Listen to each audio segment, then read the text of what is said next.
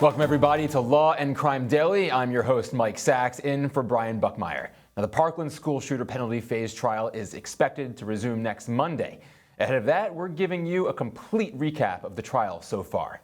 Now, after pleading guilty to dozens of murder and attempted murder charges, the Parkland school shooter now faces a penalty phase, where a Broward County jury will decide his fate. Jurors will either hand down a sentence of life in prison or the death penalty. On February 14th, 2018, the shooter opened fire at Marjory Stoneman Douglas High School. 17 people were killed and 17 more injured. After weeks of jury selection, prosecutors presented their opening statement on July 18th. I'm going to speak to you about the unspeakable, about this defendant's goal-directed, planned, systematic murder, mass murder of 14 children, an athletic director, a teacher, and a coach. These brutal murders occurred at Marjory Stoneman Douglas High School in Parkland, Florida, and it happened on February the 14th, 2018. 3 days before these brutal murder, this massacre, the defendant in this case made a cell phone video on his cell phone. And this is what the defendant said. "Hello, my name is Nick. I'm going to be the next school shooter of 2018. My goal is at least 20 people with an AR-15 and some tracer rounds." The defense indicated it would wait and present its opening statement after the prosecution finishes its case. Joining us today is co-host Terry Austin and trial attorney Krista Ramey. Now, Krista, you first. What do you make of the prosecution's opening statement you just heard there? It was a very good opening statement. One of the things you want to do when you open is make that connection with the jury. He spoke to them without a single note. He remembered everybody's name. He didn't miss a beat on anything. It was compelling and sad and all of the things that you want it to be. But the way he walked around the room and used the space, it just shows how much, he knows this case and how much he's invested in it. And Terry, was it strategic for the defense to hold off on presenting its opening statement? Was that a good idea? You know what, Mike, it was strategic and it's not unheard of. There are defense attorneys who do that. What they want to do is to hear the prosecution's case, and they only want to address the necessary issues, any issues that the prosecution might have raised. But I think I would have done an opening because the jury wants to hear a story, no matter what that story is. And of course, a defense attorney can always just say, wait until you hear all of the evidence. Some of the evidence he could have talked about was the evidence regarding the defendant's mental health, regarding his background, his family. He had a very difficult upbringing. He did not know his birth parents. He could have mentioned that during the opening, or she could have mentioned it. The prosecution's team could have mentioned it. And none of that was mentioned. And it might have helped because when the jury is listening to all of the negative, horrible information in the back of their minds, they might be a little bit more sensitive if they can hear that there's mental illness involved. Terry, Krista, thank you for that analysis, and stay with us because still ahead on Law and Crime Daily, we will continue our coverage of the Parkland school shooter penalty phase trial. Please stay with us.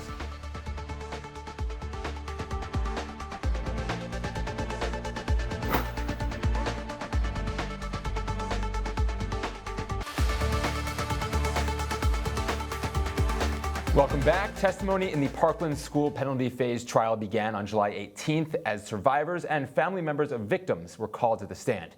Alexander Durrett was both, as he was shot by the gunman and survived, but his brother was shot and killed. While I was sitting there, just trying not to think this is real, thinking it's, fake, and then just not trying to process, what's going on. And then while I'm sitting there, I have a couple of people around me that are just, trying also not to, freak out. And then I remember feeling trickling down the back of my head and onto my chest. And then I touched the back of my head and then my hand was all bloody. I saw Alex Shackner passed away over his desk, kind of like half of his body. There was like a metal bar on the desk and half of his body was off the bar and the other half was like still kind of in his seat.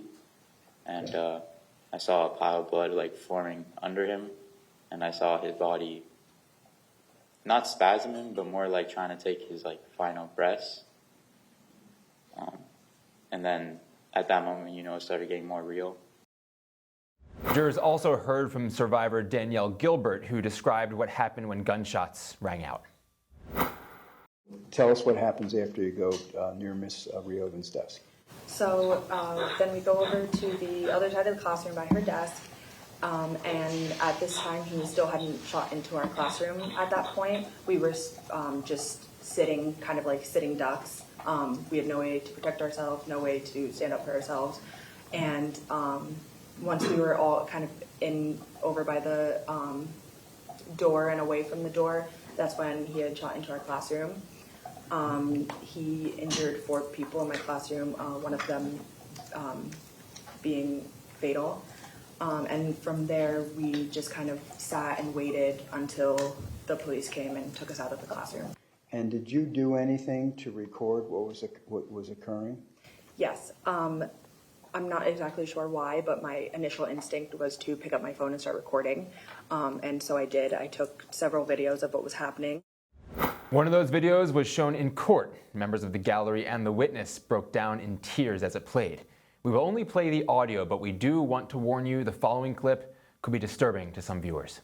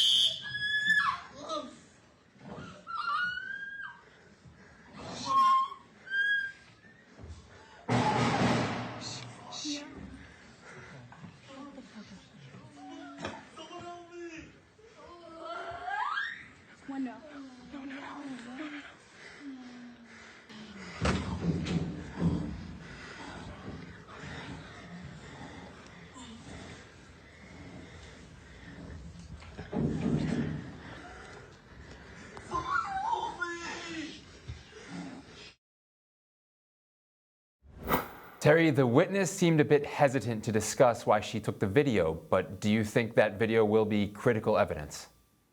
Well, I'm so glad she did take the video. She might have been hesitant because she felt a little guilty taking a video when people were getting shot, but there was probably nothing else she could do. That evidence is going to be crucial in this case because it shows the perspective of those students, what they saw, what they heard, and it allows the jury to hear that as well. And I think that that's important. Body cam video is one thing, but getting that perspective from inside the room when they were being shot at by the defendant, I think is something that the jury needs to see, particularly since this is a penalty stage. This is whether or not it's life or death. And so I do think that they need to hear what those students were going through. And you could see that the witness on the stand herself, she was going through it again. So it might have been difficult to record, but it's good that we have it. And Krista, that audio that we heard was so powerful. Now, several parents removed themselves from the courtroom. Is something like that jurors take notice of? Well, yeah, I mean, the jurors are stuck there. They're listening to it too. And I think that they're recognizing, I know that when I'm watching this, I'm recognizing as a parent myself that these people are bearing witness to possibly their own child's death by listening to this video. And I cannot even imagine what that must feel like, and nor do I ever want to, but the jury is watching this, feeling the same types of emotions that we are, but more closely held because they're seeing the video, not just hearing it. And then they're watching these parents' reactions. I think that it's overwhelming, and it goes to the aggravating factors that it was done in a cold, calculated, without any pretense of moral or real justification. It shows the jury exactly what they need to see. Yeah, and coming up on Law and Crime Daily, we take a closer look at the moments after the Marjory Stoneman Douglas High School shooting, where the gunman visited just minutes after the massacre and who he spoke with before his arrest.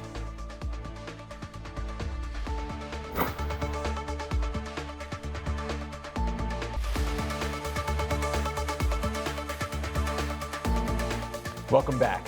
As the Parkland school shooter penalty phase continues, witness testimony causes emotional reactions from parents of students who were killed. I observed a child down on the ground on the left, and there was like smoke and dust in the air. And I observed other officers a little bit further ahead.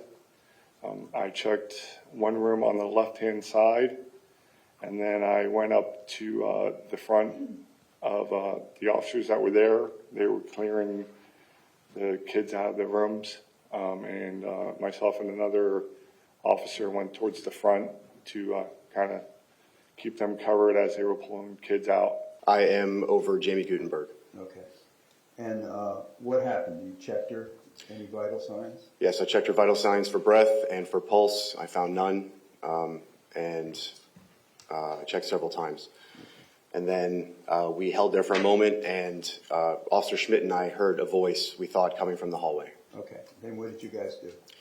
We cracked the door, confirmed that somebody in the hallway was asking for help, and we decided we were going to move into the hallway to go get them. We moved into the hallway and walked towards the voice, which turned out to be Anthony Borges. Made contact with him. I was still looking down the hallway, covering in case we encountered a subject, and the officers dragged him back to get him into the hallway to provide medical care. Jurors were also shown surveillance video of Cruz just minutes after the massacre when he visited a McDonald's and later bought an icy from a Subway restaurant. I mean, I saw him sit down, so I just was telling him, like, this is so chaotic. This is crazy. All these helicopters and SWAT cars coming. Like, what do you think this could be? And I don't remember him saying much, but he was just head down, wasn't really talking to me. I don't remember much of the conversation, but I was doing most of the talking. He asked me for a ride. He was pretty insistent on it, and I said no. I wasn't really thinking much of it. I mean, I was just trying to get home. My sister wasn't answering her phone. I was nervous. I was panicked. I also had a bad gut feeling about it. Do you see you? Yes. Which one's you? The one in the green shirt and hat. Do you remember what you were serving him? He wanted an icy mixed. It was a cherry and a blue raspberry. Based on those videos, the shooter seemed nonchalant in the minutes after the massacre. What do you think is going through the jury's mind seeing that? I think it shows that he was cold and calculated and had no moral compass whatsoever. I don't know that a mental defect explains this. I think that it's some of the most damaging evidence because he is just going about his day like nothing happened. And what's ironic to me is that then, a few, minutes later, he surrenders to the police peacefully without any fight. I think that the jurors see this and think that this is a man without a soul. I do. And Terry, the prosecution is trying to prove several aggravating factors. Do you think this video will help them prove any of those factors? Oh, absolutely. No question about it. One of those 7 aggravating factors is cold, calculated, and premeditated, as Krista mentioned. And his actions before, during, and after the shooting shows that he was definitely all of those things. He had no hesitancy to go up to that school. He ordered an Uber as if he was going out to a nightclub. He actually told the Uber driver to go a certain way so he could get positioned and go into the school. And then he goes into the school, the way he goes up to each floor and shoots the students, goes room by room. There's no question that he is cold and calculated. No mercy, breaking the windows of those rooms, knowing that those students are sitting there and are afraid for their lives, and he's just shooting them all. And the fact that after he leaves, he throws the gun down. He knows he's guilty. It doesn't show mental illness. It shows that he knows he's guilty. He throws the gun down. He goes to a McDonald's. and he goes and he orders food and drink, and he's talking to someone like nothing ever happened. No question about it. This man definitely has mental issues, but is cold, calculated, and premeditated. And when we come back, week 2 comes to a close in the Parkland school shooter penalty phase trial. Hear testimony from the man who sold the gunman his weapon and the Uber driver who dropped him off at the high school.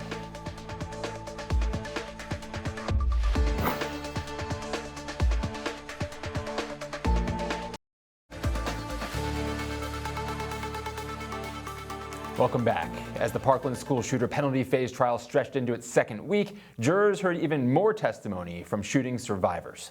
I was in fourth period, just sitting there writing an essay, and then heard loud sounds like the gunshots, and then everyone began to run in the classroom. I had ran towards the back, towards the teacher's desk, and I was on the ground. I had my hand, and I was crawled against the ground. Okay, and then what happened? And then we sat there for about 20 minutes, or less than 20 minutes probably, and then the police had came into our classroom and escorted us out. Did you get shot? Yes. All right, when did you get shot and where did you get shot? When I was sitting or running towards the back of the room in my right arm and my lower right back. Okay. So what happened as a result of your injuries? I have a couple fragments still in my lower back, and then I have a scar on my arm as well. Jurors later heard from Laura Zacchini, the Uber driver who dropped the shooter off at Marjorie Stoneman Douglas High School. I picked him up, and he comes in the car, and he told me he was going to his music class, and that's all. Okay. He said he was going to music class. Did he have anything with him? Yes, he had a big, well, right now I know it's a backpack, but for me in that time it was a case, Okay. a guitar case. He asked me if I was, I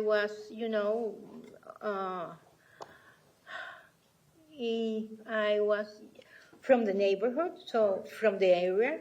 Right. I know I told him no, that I pick up some passengers and drop them in the area, that's all. Okay. And did you observe what he was doing, if anything, while he was in the back seat of your RAV4? Well, he was on the phone.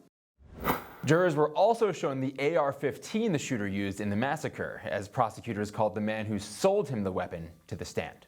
Do you have any procedures you follow?